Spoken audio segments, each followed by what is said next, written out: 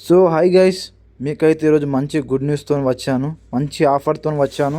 ఇది ఏ యాప్ అంటే తేము యాప్, ఖతర్లో ఇది. దీని మీద అయితే మన డీటెయిల్స్ మొత్తం ఉంటుంది. మా అన్న అయితే ఓపెన్ చేస్తుండు. దీన్ని ఓపెన్ చేసినప్పుడు మాత్రం జాగ్రత్తగా ఓపెన్ చేయాలి.